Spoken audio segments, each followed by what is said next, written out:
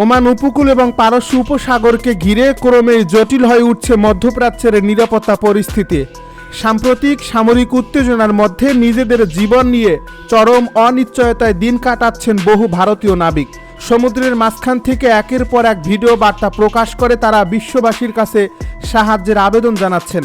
তাদের অভিযোগ, বাণিজ্যিক জাহাজে দায়িত্ব পালন করলেও অজ্ঞাত কারণে ভারতীয় ক্রু থাকা জাহাজগুলোই বারবার হামলার মুখে পড়ছে। এর ফলে কোনো যুদ্ধের পক্ষে না হয়েও প্রাণঘাতী ঝুঁকির মধ্যে পড়ছেন শত শত নিরীহ নাবিক। পরিস্থিতির এই নতুন মোড় আন্তর্জাতিক অঙ্গনেও গভীর উদ্বেগ সৃষ্টি করছে। সামাজিক যোগাযোগ মাধ্যমে ছড়িয়ে পড়া একাধিক ভিডিওতে দেখা যায় সমুদ্রের মাঝখান থেকে কয়েকজন ভারতীয় নাবিক আতঙ্কিত কণ্ঠে নিজেদের অবস্থানে কথা তুলে ধরছেন। একজন নাবিক কাঁদতে কাঁদতে বলেন, তাদের জাহাজের ইঞ্জিন রুমে ক্ষেপণাস্ত্রের আঘাত লেগেছে, জাহাজের নিচের দিকে ক্ষতিগ্রস্ত হয়ে দ্রুত পানি ঢুকছে এবং যে কোনো সময় পুরো জাহাজ ডুবে যেতে পারে। এই ভিডিওতে তিনি বিশ্বের বিভিন্ন দেশের কাছে দ্রুত উদ্ধার অভিযানের আহ্বান জানান। এই ভিডিও প্রকাশের পর মুহূর্তেই তা ভাইরাল হয়ে যায় এবং আন্তর্জাতিক মহলেও ব্যাপক আলোচনার জন্ম দেয়। নাবিকদের দাবি, তারা কোনো দেশের সেনাবাহিনীর সদস্য নন, তারা কেবল আন্তর্জাতিক বাণিজ্য সচল রাখার জন্য চুক্তিভিত্তিক কর্মী হিসেবে বিভিন্ন তেলবাহী ও পণ্যবাহী জাহাজে কাজ করেন। প্রতিদিনের মতো দায়িত্ব পালন করতে গিয়েই এখন তাদের জীবনে সবচেয়ে বড় ঝুঁকির মুখে পড়ছে।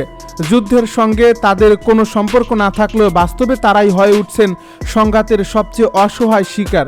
সমুদ্রে অবস্থানরত এসব নাবিক বলছেন, প্রতিটি মুহূর্ত এখন তাদের কাছে মৃত্যু ভয়ের সমান। পারস্য উপসাগর এবং হরমুজ প্রণালীর আশপাশে অবস্থান করা আরও কয়েকজন ভারতীয় নাবিকও একই ধরনের উদ্বেগ প্রকাশ করছেন। তাদের ভাষ্য অনুযায়ী গত কয়েকদিনে এই অঞ্চলে নিরাপত্তা পরিস্থিতির দ্রুত অবনতি ঘটছে। সামরিক উত্তেজনা যত বাড়ছে ততই বাণিজ্যিক জাহাজ চলাচল ঝুঁকিপূর্ণ হয়ে উঠছে। বিশেষ করে ভারতীয় ক্রু থাকা জাহাজগুলোকে লক্ষ্য করে হামলার ঘটনা বাড়ছে বলে তারা অভিযোগ করছেন। যদিও এই অভিযোগের স্বাধীনভাবে যাচাই করা সম্ভব হয়নি, তবুও নাবিকদের আতঙ্ক এবং উদ্বেগ আন্তর্জাতিক পর্যায়ে নতুন করে প্রশ্ন তুলছে। এই ভিডিওগুলোর একটিতে একজন নাবিক জানান, তিনি আগে এমন একটি জাহাজে কাজ করতেন যেটি সাম্প্রতিক হামলার শিকার হয়েছে। পরে সেই জাহাজের ক্যাপ্টেনের সঙ্গে যোগাযোগ করে তিনি জানতে পারেন, হামলার সময় কয়েক সেকেন্ডের ব্যবধানে পুরো পরিস্থিতি বদলে যায়।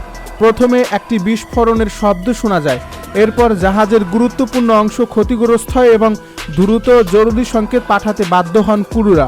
তার ভাষায়, এমন পরিস্থিতির জন্য কোনো বেসামরিক নাবিক কখনো প্রস্তুত থাকে না।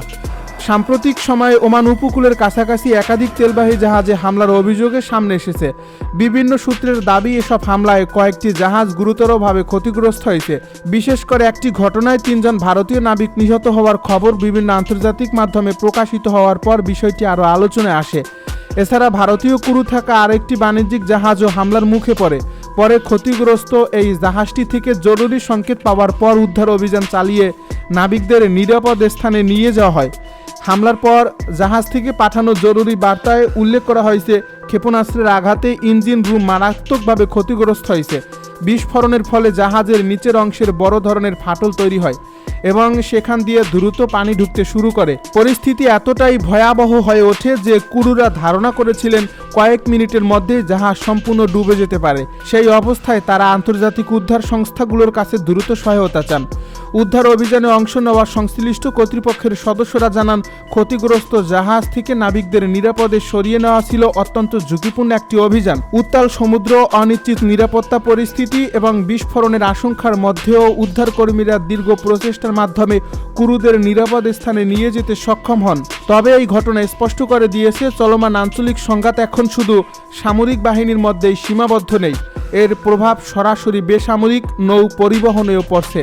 যুদ্ধক্ষেত্রে গুরুত্বপূর্ণ সামরিক যান, গোলাবারুদ সংরক্ষণাগার, কমান্ডো পোস্ট এবং সেনাঘাঁটিকে আকাশ থেকে আসা ড্রোন হামলা থেকে রক্ষা করার জন্য এসব ব্যবস্থা কার্যকর বলে মনে করছেন সামরিক বিশেষজ্ঞরা। সবচেয়ে বেশি আলোচনায় রয়েছে ইসরায়েলের নতুন প্রতিরক্ষা পরিকল্পনা। বিভিন্ন প্রতিবেদনে বলা হয়েছে, ড্রোন হামলার ঝুঁকি কমাতে দেশটির প্রতিরক্ষা বাহিনী বিপুল পরিমাণ ড্রোন প্রতিরোধী জাল সংগ্রহ করছে। ইতিমধ্যে প্রায় 1,58,000 বর্গ কিলোমিটার প্রতিরক্ষামূলক জাল বিভিন্ন সামরিক স্থাপনায় মোতায়েন করা হয়েছে। পাশাপাশি আরও প্রায় 1,88,000 বর্গমিটার জাল সংগ্রহের প্রক্রিয়াও চলছে। বিশাল এই জালগুলো গুরুত্বপূর্ণ সামরিক যান, অস্ত্র ভাণ্ডার এবং সামনের সারির ঘাঁটির উপর স্থাপন করা হবে, যাতে আকাশ থেকে আসা ড্রোন সরাসরি লক্ষ্যবস্তুতে আঘাত হানতে না পারে। ইসরায়েলের এই উদ্যোগের পেছনে রয়েছে সাম্প্রতিক সময়ে ড্রোন হামলার বাড়তি চাপ। লেবানন সীমান্তে উত্তেজনা বৃদ্ধির পর প্রতিনিয়ত বিভিন্ন ধরনের ড্রোন হামলার মুখোমুখি হচ্ছে দেশটি।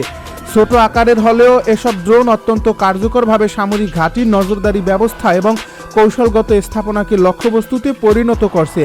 এর ফলে ব্যয়বহুল ক্ষেপণাস্ত্র দিয়ে প্রতিটি ড্রোন ধ্বংস করা দীর্ঘমেয়াদে আরও অর্থনৈতিকভাবে টেকসই নয়। সেই কারণেই তুলনামূলক কম ব্যয়ের প্রতিরক্ষামূলক জাল এবং ধাতব কাঠামো এখন গুরুত্ব পাচ্ছে। শুধু ইসরায়েলই নয়, সংযুক্ত আরব আমিরাত সহ উপসাগরীয় অঞ্চলের আরও কয়েকটি দেশ একই ধরনের প্রতিরক্ষা কৌশল গ্রহণের দিকে এগোচ্ছে।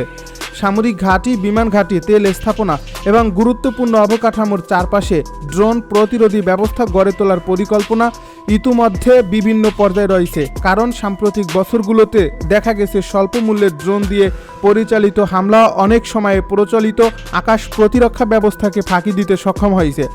এই নতুন প্রতিরক্ষা ধারণার অনুপ্রেরণা এসেছে ইউক্রেন যুদ্ধ থেকে। রাশিয়া ও ইউক্রেনের সংঘাতে উভয় পক্ষই ব্যাপকভাবে ড্রোন ব্যবহার করছে। যুদ্ধের শুরুতে ব্যয়বহুল আকাশ প্রতিরক্ষা ব্যবস্থার উপর নির্ভর করলেও পরে দেখা যায় সাধারণ ধাতব খাঁচা, ইস্পাতের জাল এবং অস্থায়ী প্রতিরক্ষামূলক কাঠামো অনেক ক্ষেত্রে ড্রোন হামলার ক্ষতি উল্লেখযোগ্যভাবে কমিয়ে দিতে সক্ষম হয়েছে। এর ফলে যুদ্ধক্ষেত্রে ট্যাঙ্ক, সাঁজোয়া যান, আর্টিলারি ইউনিট, গোলাবারুদ সংরক্ষণাগার এবং জ্বালানি ডিপোর উপর ধীরে ধীরে এমন প্রতিরক্ষামূলক কাঠামো নির্মাণ শুরু হয়। বিশ্লেষকদের মতে আধুনিক যুদ্ধে এখন শুধু আক্রমণ নয়, প্রতিরক্ষার ধরনও বদলে যাচ্ছে। আগে যেখানে আকাশ প্রতিরক্ষা মানেই ছিল অত্যাধুনিক ক্ষেপণাস্ত্র ব্যবস্থা, এখন সেখানে সাধারণ ইস্পাতের জালও গুরুত্বপূর্ণ ভূমিকা পালন করছে। কারণ একটি ছোট ড্রোন যদি সরাসরি লক্ষ্যবস্তুতে আঘাত হানতে না পারে, তাহলে তার ধ্বংস ক্ষমতা অনেকটাই কমে যায়। এর ফলে খুব কম খরচে বড় ধরনের সামরিক সম্পদ রক্ষা করা সম্ভব হচ্ছে। ড্রোনের আরেকটি বড় সুবিধা হলো দ্রুত উৎপাদন সক্ষমতা। আধুনিক প্রযুক্তির কারণে হাজার হাজার ড্রোন অল্প সময়ের মধ্যেই তৈরি করা সম্ভব। এর ফলে যুদ্ধের সময় ব্যাপক সংখ্যায় একযোগে ড্রোন হামলা চালানো এখন আর কঠিন নয়।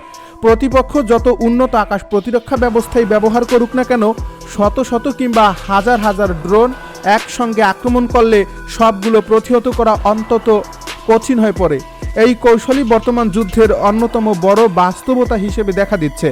সামরিক পর্যবেক্ষকদের ভাষায় যুদ্ধের ভবিষ্যৎ এখন অনেকটাই নির্ভর করছে কম খরচে সর্বোচ্চ ক্ষতি করার সক্ষমতার উপর। এই কারণে ছোট আকারের ড্রোন শুধু নজরদারি নয়, হামলা, গোয়েন্দা তথ্য সংগ্রহ, লক্ষ্য নির্ধারণ এবং প্রতিপক্ষের প্রতিরক্ষা ব্যবস্থাকে বিভ্রান্ত করার কাজেও ব্যবহৃত হচ্ছে। অনেক ক্ষেত্রেই একটি ড্রোন সরাসরি হামলা না চালিয়ে শুধু প্রতিপক্ষের ব্যয়বহুল ইন্টারসেপ্টর ব্যবহার করতে বাধ্য করছে। এতে দীর্ঘমেয়াদী প্রতিরক্ষাকারী দেশের অস্ত্রভান্ডার এবং অর্থনৈতিক সক্ষমতার উপর বড় চাপ তৈরি হচ্ছে।